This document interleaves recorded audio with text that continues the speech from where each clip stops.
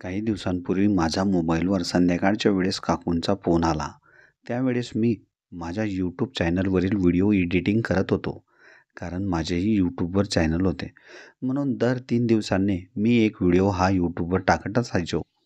माझे काका नाशिकला तहसील कार्यालयात क्लर्क म्हणून कामावर होते. मला माझे वडील सोडून 4 काका होते. सर्वात मोठे माझे वडील होते आणि लहान काका हे नाशिकला राहायचे. त्यांचं लग्न नुकतेच 6 महिने अगोदर झाले होते. त्यांचे नाव प्रकाश होते आणि काकूंचे नाव आहे अंजली होते. काल ते ड्युटी करून घरी आल्यावर संध्याकाळी एकदम त्यांच्या छातीत दुखायला लागले आणि काही वेळातच ते चक्कर येऊन पलंगावर पडले. काकूंना अतिशय भीती वाटत होती. त्यांनी शेजारच्यांना बोलावून काकांना दवाखान्यात ॲडमिट केले आणि त्याच ठिकाणाहून संध्याकाळी काकूंनी मला फोन केला आणि म्हणाल्या, अजय, तुम जल्दी से आ जाओ. तुम्हारे चाचा की तबीयत अचानक खराब हो गई है. मुझे भी कुछ समझ में नहीं आ रहा है. अगर तुम यहाँ पर आ गए तो मुझे भी तुम्हारी हेल्प हो जाएगी. तेव्हा मी काकूंना म्हणालो, चाची, डॉक्टर ने क्या बताया? अब कैसी है चाचा की तबीयत? तेव्हा काकू मला म्हणाल्या, अभी 15 मिनट हुए हैं उनको एडमिट किए हुए. जब रिपोर्ट्स आएंगे तब पता चलेगा क्या हुआ है उनको. ठीक है चाची, मैं अभी पिताजी को बता के रात की गाडी से निकलता हूँ. माझे नाव अजय. मी तसेच आई वडिलांना काकांबद्दल सांगितले आणि त्यांनी मला लागलीच नाशिकला निघायची परवानगी दिली. मी 5 मिनिटाच्या आत बॅग पॅक करून बस स्टँडवर आलो आणि नाशिकसाठी शेवटची गाडी ही 9 वाजेला होती. मी गाडीची वाट पाहत स्टँडवरच बसून राहिलो आणि माझ्या मनात काकांबद्दलच विचार येऊ लागले होते. असे अचानक काकांना काय झाले असावे? त्यांची तब्येत कशी बिघडली? काकांचे आणि काकूंचे लव्ह मॅरेज झाले होते. काकू या मध्य प्रदेशातील बडवानी जिल्ह्यात राहायच्या. काकांची आणि काकूंची भेट ही कोटामध्ये ते सोबत कोचिंग करत असतेवेळी झाली होती. माझ्या विचारात नाशिक गाडी ही बस स्टँडवर येऊन थांबली. मी गाडीत बसलो. माझं गाव आणि नाशिक यामधील अंतर हे 3 तासाचे होते. रात्री 12:15 वाजेच्या सुमारास मी नाशिक बस स्टँडवर येऊन पोचलो आणि मी काकूंना फोन लावला. चाची, मैं नाशिक आ गया हूँ. कौन से हॉस्पिटल में चाचा ॲडमिट है? त्या हॉस्पिटलचा ॲड्रेस विचारून मी ऑटो करून त्या ठिकाणी पोहोचलो. काकूही त्याच ठिकाणी होत्या. मी रिसेप्शनिस्टला विचारून काका ज्या रूममध्ये ॲडमिट होते त्या रूमकडे जातच होतो. तेवढ्यात काकू मला रस्त्यातच भेटल्या. तेव्हा मी काकूंना विचारले, चाची, चाचा को होश आ गया क्या? त्यावर काकू म्हणाल्या, नहीं अजय, अभी भी ऐसे ही सोए है. डॉक्टर ने कुछ बताया उनके बारे में? तेव्हा काकू मला परत म्हणाल्या, अभी राउंड पर आएंगे तब बताएंगे. तब तक उनके रिपोर्ट्स भी आ जाएंगे. काका अजूनही ICUमध्ये ॲडमिट होते. मी त्यांना भेटण्यासाठी त्यांच्याजवळ गेलो. त्यांच्या शरीराची हालचालही बंद झाली होती आणि काही वेळाने त्याच ठिकाणी डॉक्टर त्यांना पाहण्यासाठी आले. तेव्हा मी डॉक्टरांना काकांच्या तब्येतीबद्दल विचारले. तेव्हा डॉक्टरांनी मला सांगितले की त्यांची एक स्टेन ब्लॉकेज आहे. रक्तपुरवठा हृदयापर्यंत होत नव्हता म्हणून त्यांना हा प्रॉब्लेम झाला आहे. आणि काही क्षणातच काका एवढ्या जोरात हलले ते दृश्य पाहून मी हादरलोच. कारण माझ्या आयुष्यात अशी पाहिलेली ही प्रथमच घटना होती. डॉक्टर घाईघाईने त्यांचा चेकअप करू लागले. काकांना माझ्यासमोरच व्हेंटिलेटरवर ठेवण्यात आले आणि काही मिनिटातच काका मला सोडून निघाले असे मला वाटले. ते दृश्य पाहून माझे डोळे पाण्याने उलेचिंब झाले. मग मी काकूंजवळ येऊन त्यांना झालेली घटना सांगितली. त्यांचेही मन फार भरून आले होते. मी व काकू आम्ही दोघेही रडत असताना डॉक्टर फटक्यात बाहेर येऊन आम्हाला सांगू लागले की त्यांचं त्वरित ऑपरेशन करावं लागेल. माझे काका अजून जिवंत आहेत ही गोष्ट ऐकल्यावर माझ्याही मनाला थोडी शांतता वाटली. मी लागलीच त्यांना ऑपरेशनची परवानगी दिली. आता रात्रीचे 1 वाजले होते. डॉक्टरांनी वेळ वाया न जाऊ देता काकांचा जीव वाचवला आणि ऑपरेशनलाही सुरुवात केली. 2:30 वाजेला डॉक्टर हे ऑपरेशन करून बाहेर आले तेव्हा ते मला म्हणाले, आता ऑपरेशन तुमच्या काकांचं सक्सेस झालं आहे. काळजी करायची काही गरज नाही. सकाळी ते 9-10 वाजेपर्यंत शुद्धीवर येतील. तेव्हा तुम्ही दवाखान्यात या. आता तुम्ही घरी जा. आमच्या दवाखान्यातील नर्सेस त्यांची काळजी घेतील. असे सांगून डॉक्टरांनी आम्हाला थोडा दिलासा दिला. मग मी आणि काकू घरी जाण्यासाठी निघालो. तेव्हा मी काकूंना सांगू लागलो, चाची, आपने जो जो सामान घर से लाया था वह बैग में भर लो. अभी उस सामान की ज़रूरत नहीं है. काकूंनी घरून 2 बॅगा आणल्या होत्या आणि आम्ही दवाखान्याच्या बाहेर येऊन ऑटो केली आणि घरी आलो. काकू या फार थकलेल्या होत्या. संध्याकाळपासून तर रात्रीच्या 3 वाजेपर्यंत त्या दवाखान्यातच होत्या. त्यांनाही फार झोप लागत होती. त्यांचे डोळे जागरण करून फार सुजले होते. घरात आल्यावर त्यांनी बॅगा साईडला ठेवल्या आणि डायरेक्ट त्यांच्या बेडरूममध्ये त्या झोपायला गेल्या. काकांनी नवीन घर घेतले होते. मी याआधी काकांच्या घरी कधीच आलो नव्हतो. काकांचं इंडिपेंडंट 3 BHK घर होते. पुढे पार्किंगसाठी जागा मोकळी होती आणि एका साईडला लॉन होता. घरही छान होते. घरात मागडे फर्निचरही काकांनी लावले होते. मी पुढच्या हॉलच्या सोफ्यावर झोपलो. पूर्ण घर माझे पाहून झाल्यावर मलाही थोडी थोडी झोप लागत होती. कारण रात्रीच्या प्रवासात मी पण दमलो होतो आणि आज संपूर्ण रात्र जागीच होतो. म्हणून पडल्यावरही माझे डोळे लागले. सकाळी 9 वाजेच्या सुमारास माझे डोळे उघडले तेव्हा काकू ह्या झोपलेल्या होत्या, पण त्यांच्या रूमचा दरवाजा लावलेला होता. मग मी दार ठोकून त्यांना आवाज देऊ लागलो, चाची, उठो, अस्पताल जाना है हमें. आज शायद चाचा को डिस्चार्ज मिल सकता है. आणि तेवढ्यात कोणीतरी माझ्या पाठीवर हात ठेवला. मी मागे वळून पाहिले तेव्हा काकू नुकत्याच आंघोळ करून तयार होण्यासाठी त्यांच्या बेडरूममध्ये जात होत्या. आंघोळीनंतर काकू इतक्या सुंदर व ब्युटिफुल दिसत होत्या की त्यांच्यावरून माझी नजर हटतच नव्हती.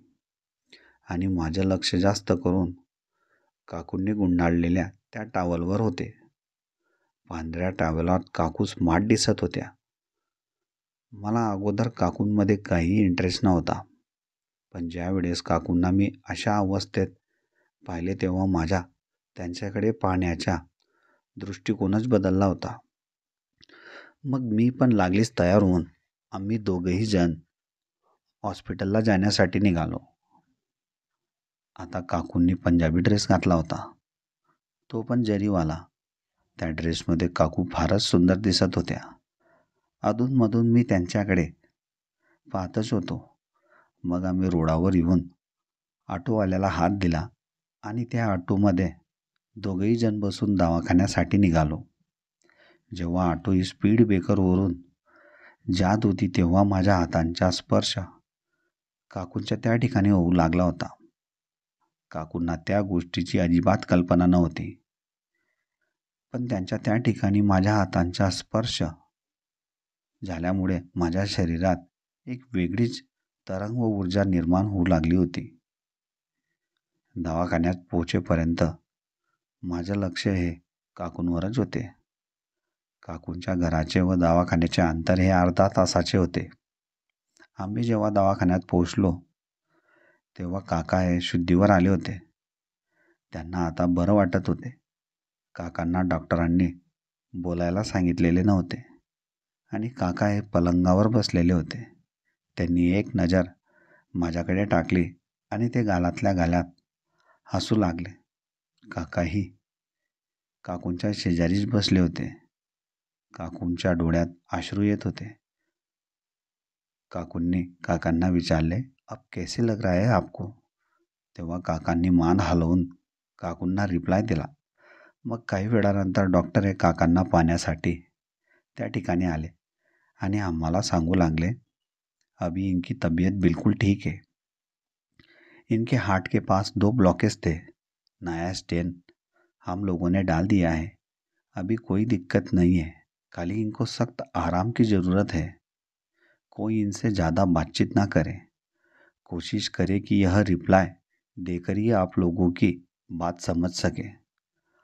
आज शाम को ही आप इनको अपने घर ले जा सकते हो. डॉक्टरांनी एवढं सांगून त्या ठिकाणाहून ते निघून गेले. मग मी आणि काकू संध्याकाळपर्यंत दवाखान्यातच बसून राहिलो.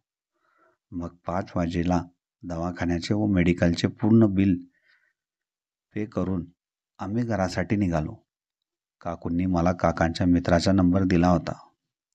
त्यांनाच फोन करून मी गाडी मागवली आणि त्याच गाडीत बसून आम्ही तिघही जण घरी आलो. संध्याकाळी 6 वाजेपर्यंत आम्ही घरी पोहोचलो.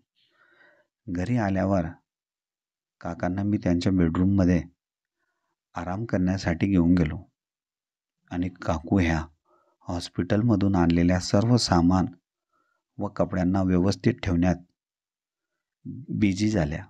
मी काकांना आराम करायला सांगितला. मग मीही काकूंच्या मदतीसाठी हॉलमध्ये आलो आणि त्यांना विचारू लागलो, आंटी मुझे बताओ क्या क्या करना है, मैं भी आपको मदद कर देता हूँ. तेव्हा अचानक माझं लक्ष खाली बसलेल्या काकूंच्या त्या ठिकाणी गेले. वरून ते इतके सुंदर व नाजूक दिसत होते. असं वाटत होतं की काकूंना या क्षणाला मिठीत घेऊन त्या ठिकाणी माझ्या हातांचा स्पर्श करावा. पण मनातल्या इच्छा मनात दाबून मी पण काकूंसमोर खाली बसून त्यांना मदत करू लागलो. तेव्हा काकू मला म्हणाल्या, अजय यह जो बचे हुए कपड़े हैं पूरे वॉशिंग मशीन में डाल दो. मैं जब सुबह के और अभी के कपड़े एक साथ धो लूँगी. मी काकूंना ठीक आहे म्हणालो आणि ते सर्व कपडे उचलून वॉशिंग मशीनमध्ये टाकले. आता संध्याकाळचे 7 वाजण्यात आले होते. तेव्हा काकू मला म्हणाली, अजय तुम्हारे चाचा के लिए मैं मूंग दाल की खिचड़ी बना दूंगी, तुम क्या खाओगे. तेव्हा मी काकूंना म्हणालो, आप जो खाओगी चाची मैं भी वही खाऊंगा. ठीक है फिर मैं हम दोनों के लिए कुछ अलग बना देती हूँ. एवढं बोलून काकू या अगोदर काकांना भेटण्यासाठी त्यांच्या बेडरूममध्ये गेल्या आणि 5 मिनिटात त्या परत बाहेर येऊन फ्रेश होण्यासाठी बाथरूममध्ये गेल्या. मग सुंदरपैकी तयार होऊन त्यांनी स्वयंपाकाचा संच लावण्यासाठी त्या किचन रूममध्ये गेल्या. तोपर्यंत मी पण टी व्ही ऑन करून चॅम्पियन्स ट्रॉफीच्या मॅचेस पाहू लागलो. 15 ते 20 मिनिटात काकूंनी काकांची खिचडी तयार केली. मग त्यांना खाऊ घालण्यासाठी त्या त्यांच्या बेडरूममध्ये गेल्या. अगोदर काकूंनी काकांचा स्वयंपाक केला. त्यांना गरम गरम जेवू घातलं. मग त्यांना पोट भरून खाऊ घातल्यानंतर त्यांनी आम्हा दोघांसाठी स्वयंपाक बनविला. बरोबर 8:30 काकूंनी मला जेवणासाठी आवाज दिला आणि म्हणाली, अजय मुंह हात धो लो, खाना तयार है. मी हात धुवून डायनिंग टेबलजवळ येऊन बसलो. काकूंनी पटक्यात चपात्या व भाजी त्या ठिकाणी आणून ठेवली. मग आम्ही दोघंही जेवणासाठी सोबतच बसलो. जेवण करून काकू या त्यांच्या बेडरूममध्ये झोपण्यासाठी गेल्या. मलाही झोप लागत नव्हती म्हणून मी सोफ्यावर पडून मोबाईल पाहू लागलो. कारण उद्याच्या दिवशी मलाही यूट्यूबवर व्हिडिओ टाकायचा होता आणि आता रात्रीचे 12 वाजले होते. त्याचवेळी मला दाराचा आवाज आला आणि आंटी ह्या बाथरूममध्ये गेल्या. 10-15 मिनिटे झाल्यावरही काकू बाथरूममधून बाहेर आल्या नव्हत्या. काकू झोपेत पडल्या तर नसतील ना बाथरूममध्ये. माझ्या मनात प्रश्न निर्माण झाला. म्हणून ते पाहण्यासाठी मी उठलो आणि तेव्हाच काकू ह्या चक्क आंघोळ करून बाहेर आल्या आणि पटक्यात आपल्या रूममध्ये गेल्या. पण काकूंना एवढ्या रात्री अंघोळ करायची गरज का भासली.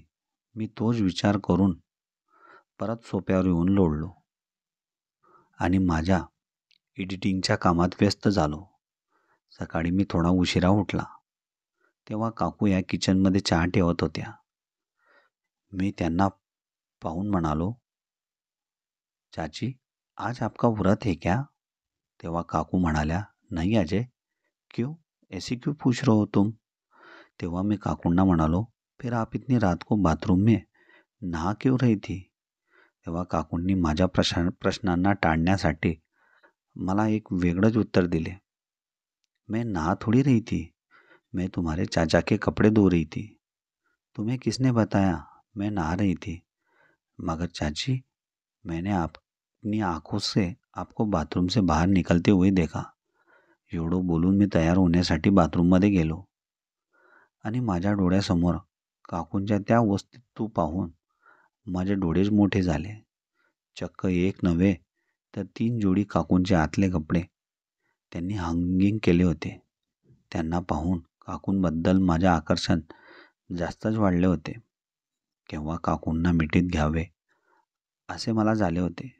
पण माझी इच्छा बाथरूममध्ये असलेल्या त्या लहान फायबरच्या कपाटाला उघडण्याची झाली. जेव्हा मी ती कपाट उघडली त्यात सर्व काकूंच्या तयार होण्याचा सामान होता. काकूंना एवढा सामान स्वतःला तयार होण्यासाठी लागतो हे पाहून मला आश्चर्यच वाटले. म्हणून काकू इतक्या सुंदर दिसतात. मी आंघोळ करून बाहेर आलो तेव्हा काकू ह्या टी व्ही समोर बसून न्यूज पाहत होत्या. मग मी काकूंना इम्प्रेस करण्यासाठी छान तयार झालो. काकूंनी गाऊन घातला होता. मी काकूंच्या समोरील सोफ्यावर येऊन बसलो. माझं लक्ष काकूंच्या त्याच ठिकाणी गेले. त्यांच्या गाऊनच्या वरचा हुक निघालेला होता. त्यातून काकूंचे आतले काळे कपडे मला स्पष्ट दिसत होते. त्यांना पाहून माझ्या अंगावरच काटे उभे राहू लागले. काकूंचं लक्ष अजूनही टी व्हीकडेच होते. मग मी काकूंवरून नजर हटवून मोबाईलवर माझ्या व्हिडिओ एडिटिंगकडे जास्त लक्ष देऊ लागलो. तेव्हा काकूंचं लक्ष माझ्याकडे गेले आणि त्या मला म्हणाल्या, अरे अजय, तुम बार बार मोबाइल में पूरा दिन क्या काम करते रहते हो? मोबाइल में गेम खेलते हो क्या? कुछ बातें भी नहीं करते. तेव्हा मी काकूला सांगू लागलो, चाची, मेरा भी यूट्यूब पर एक चैनल है. मैं हर 3 दिन में उस पर वीडियो अपलोड करता हूँ. मग काकू मला म्हणाल्या, उससे क्या होता है? मुझे यूट्यूब की तरफ से वीडियो डालने का पेमेंट मिलता है. तेव्हा काकू मला म्हणाल्या, यह तो घर में बैठे बैठे अच्छा जॉब तुमने ढूंढ रखा है. इसमें किस चीज़ के वीडियो डालते हो? तेव्हा काकूंना मी समजावून सांगू लागलो, चाची, आप इस पर किसी भी टाइप का वीडियो अपलोड करके अपने चैनल को मोनेटाइज कर सकते हो.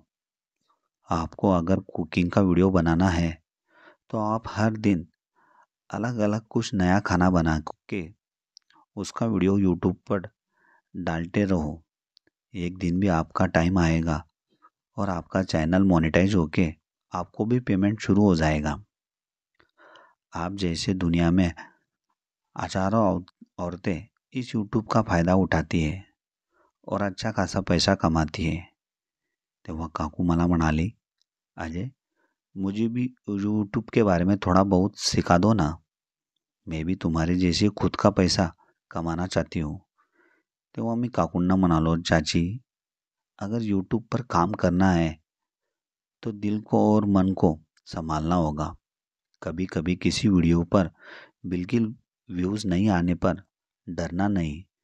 बस दिल में एक ही बात पक्की करना है, all is well, Apna time पक्का आएगा.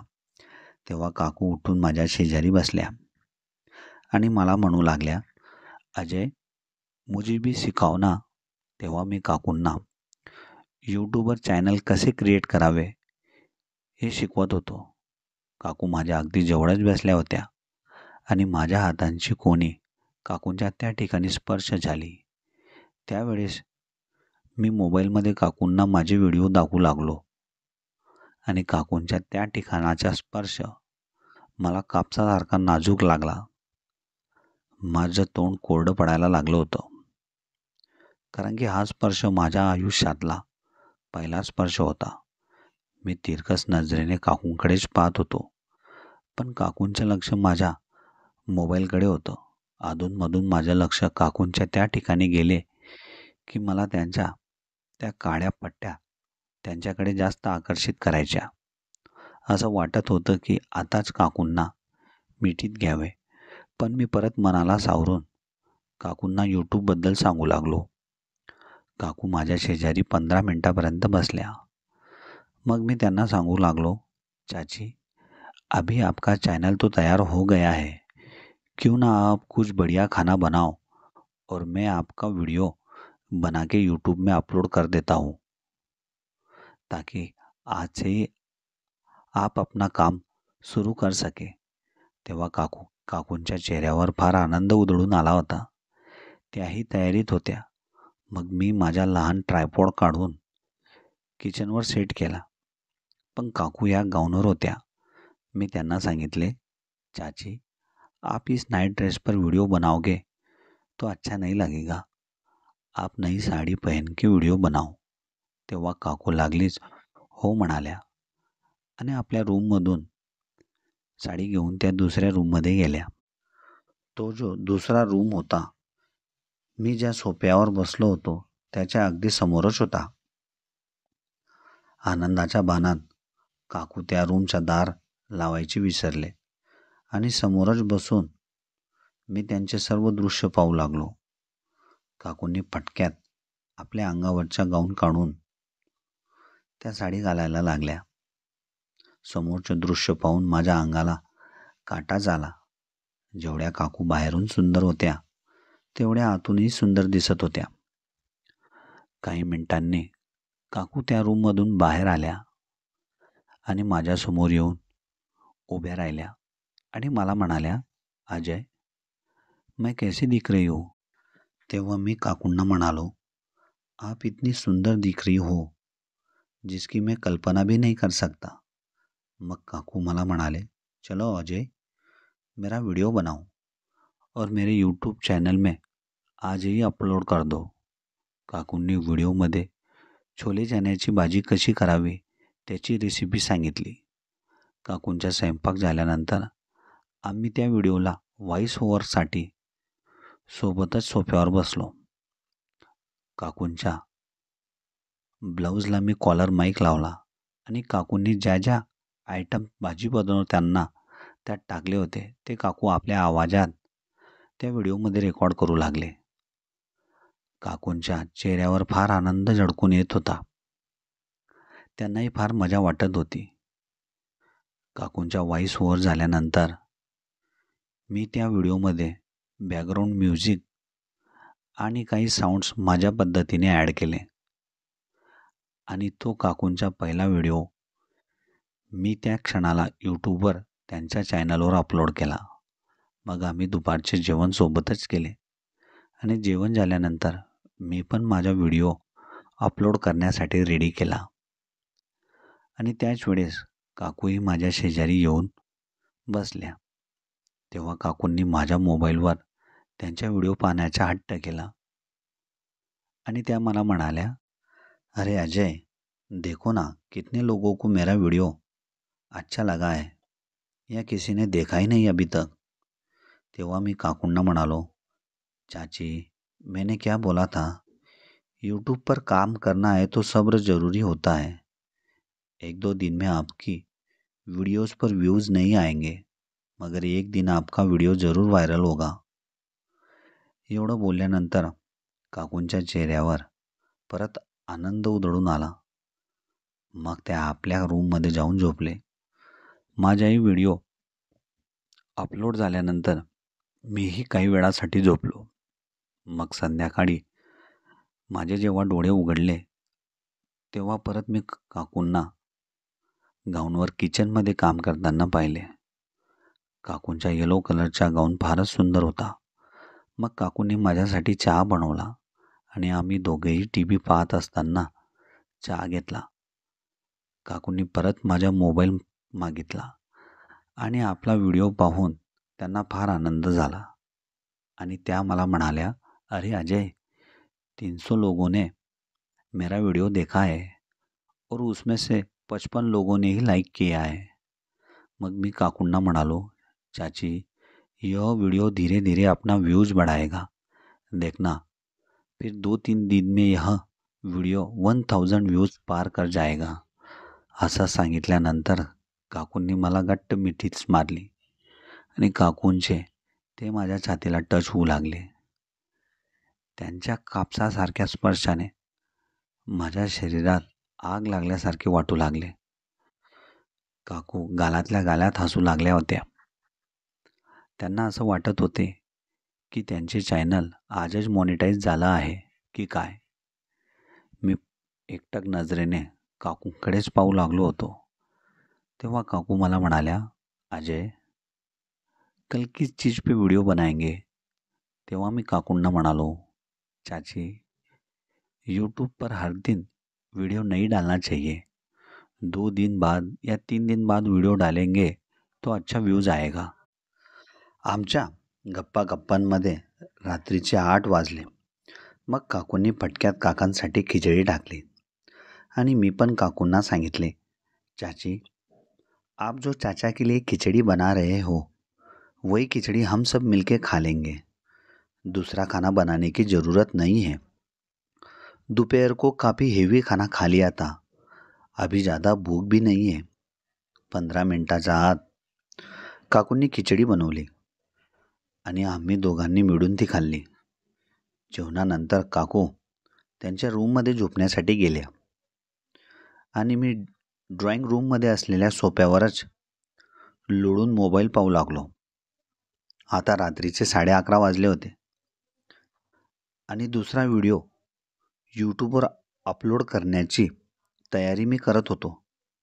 तेव्हाच अचानक परत दाराचा आवाज माझ्या कानी आला आणि काकू या परत बाथरूमच्या दिशेने जाताना मला दिसल्या. पण असं सतत रात्रीच्या वेळेस काकू अंघोळीसाठी बाथरूममध्ये का जात असतात? आज विचार माझ्या मनात आला. आज आपण काकूंना विचारावं का, असं तुम्ही का करतात?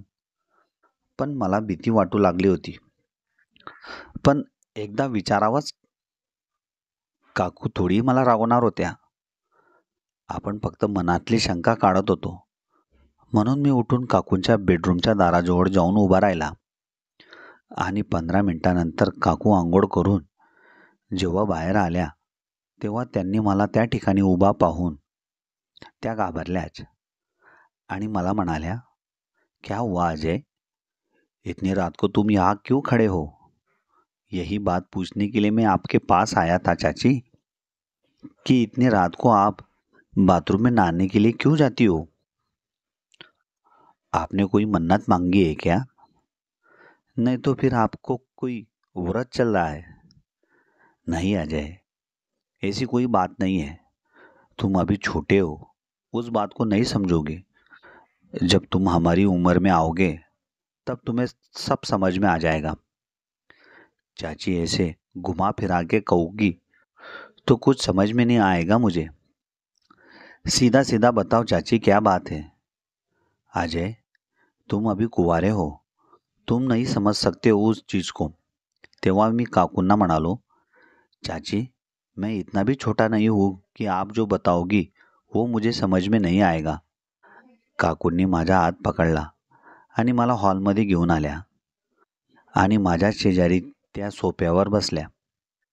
चाची मेरे इतने करीब बैठी थी कि मैं एक नज़र उसकी तरफ ही देख रहा था. "देखो अजय, हमारी शादी को 6 महीने ही हुए हैं और एक औरत की इच्छा होती है उसका पति उसके साथ हर वक्त रहे, उसका सुख दुख जाने, उसे जिस चीज़ की कमी पड़ती है वो चीज़ उसे पूरा करके दे. मैं मानती हूँ हमारी लव मैरिज हुई है, मगर शादी के बाद तुम्हारे चाचा इतने बदल जाएंगे, इस बात का पता अगर मुझे पहले पता रहता तो मैं कभी भी तुम्हारे चाचा से शादी नहीं करती. बस हर वक्त काम करना, खुद के बारे में सोचना, मेरी खुशियों की तो उनको कोई परवाह ही नहीं है. एक प्यार भरी नज़रें से भी वो मेरी तरफ देखते नहीं.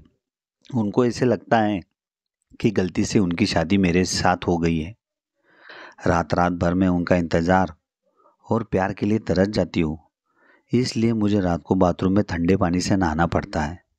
तेव्हा मी काकूंना म्हणालो, तो चाची, इस बारे में अपने पिताजी से और माँ से क्यों बात नहीं की? वो कोई सोल्यूशन जरूर निकाल लेते आपके लिए. तेव्हा काकू मला सांगू लागल्या, नहीं अजय, मेरी वजह से उनको क्यों तकलीफ देना. मैं मेरी दुख भरी कहानी अपने दिल में ही दबा के जिंदगी जी लूंगी, मगर किसी के पास अपना दर्द नहीं बताऊंगी. एवढं सांगून काकूंच्या डोळ्यातून पाणी येऊ लागलं. मला फार वाईट वाटत होतं. काकूंच्या आयुष्यात एवढी मोठी घटना होऊनही त्यांनी कोणाजवळ सांगितले नव्हते. तेव्हा मी काकूंना सांगू लागलो, चाची, आपको किसी भी चीज़ की ज़रूरत पड़ती है तो मुझे फ़ोन कर दिया करो. मैं सदैव आपकी सेवा में हाजिर रहूँगा और आपकी यूट्यूब का भी वीडियो मैं ही बना दूंगा. तेव्हा काकू मना म्हणाल्या, मगर अजय, जो काम तुम्हारे चाचा कर सकते हैं वो काम तुम मेरे साथ नहीं कर सकते. मग मी काकूंना म्हणालो, ऐसा कौन सा काम है चाची जो मुझसे नहीं होगा. तेव्हा काकू मला सांगू लागल्या, देखो अजय, आज 10 दिन हो गए तुम्हारे चाचा को घर आए हुए. उनकी तरफ से मुझे कुछ भी प्यार नहीं मिला है. वो प्यार तुम मुझे दे दो, बस इतनी ही मेरी ख्वाहिश है. तेव्हा मी काकूंना म्हणालो, मगर मैं आपको कौन सा प्यार दूँ चाची, मुझे तो कुछ पता ही नहीं. तेव्हाच काकूंनी लागलीच माझे हात त्यांच्या हातात पकडले आणि ते माझ्या हातांना घट्ट दाबू लागले. त्यांच्या हातांचा स्पर्श माझ्या हातांना एक वेगळीच ऊर्जा देत होते. फिर मेरा ध्यान चाची के अंदर वाले कपड़े की तरफ गया. वह काली पट्टी मेरा और दिमाग खराब कर रही थी. काकूंनी माझा चेहरा त्यांच्या दोघं हातात पकडला आणि त्यांचे ओठ माझ्या ओठांपर्यंत आणले. आमचे फक्त गरम श्वास आमच्या गालांना स्पर्श होऊ लागले होते. हळूहळू माझ्या हातांची चुडबुडही सुरू झाली होती. काकूंनी वेळ वाया न जाऊ देता माझ्या ओठांवर ओठ टिकवले आणि अर्ध्या तासापर्यंत माझ्या ओठांचा रस त्यांनी चाखला. मग हळूहळू आम्ही एकमेकांच्या मिठीत सामावून भरभरून प्रेम करू लागलो. आंटीला त्या क्षणाला काकांचा विसरही पडला होता. मग काकूंनी आपले कपडे बाजूला ठेवून परत माझ्या ओठांवर ते भरभरून प्रेम करू लागले. रात्रभर 2-3 वेळेस मी व काकू एकमेकांच्या मिठीत राहून भरभरून प्रेम करू लागलो. त्याच वेळेस काकू मला म्हणाल्या, अरे काढ लवकर, नाहीतर त्रास होईल. आता दररोज आमचे नित्यनियम झाले होते. रात्रीच्या वेळेस काकांना जीव घालून काकू रात्रभर माझ्याजवळ बसून व्हिडिओ कसा बनवावा हे शिकू लागल्या होत्या आणि काकू त्यांच्या बेडरूम सोडून माझ्या रूममध्ये झोपू लागल्या होत्या. मग आम्ही रात्रभर एकमेकांवर दररोज भरभरून प्रेम करू लागलो होतो. काकूंना कोणत्याच गोष्टीची आता भीती राहिली नव्हती. त्या मोकळेपणाने प्रत्येक गोष्टी मला सांगू लागल्या होत्या आणि काकूंचेही आकर्षण मला जास्तच वाढू लागले होते. काकूंना मला सोडायची अजिबात इच्छा होत नव्हती आणि घरी जायची माझीही इच्छा होत नव्हती. असं वाटत होतं काकूंजवळ राहून याच ठिकाणी आपलं शिक्षण पूर्ण करावं, पण तसे घरचे परवानगी देत नव्हते. आठवड्यातून 2-3 दिवस मी काकूंना व काकांना भेटण्यासाठी नाशिकला येतच असायचो. त्यावेळेस मी व काकू आतुरतेने एकमेकांच्या भेटण्याची वाट पाहायचो आणि असंच आयुष्यभर भरभरून प्रेम करण्याची शपथ ही आम्ही दोघांनी घेतली होती. अशा प्रकारे काकूंना काकांपेक्षा माझ्याजवळ राहायची इच्छा झाली होती.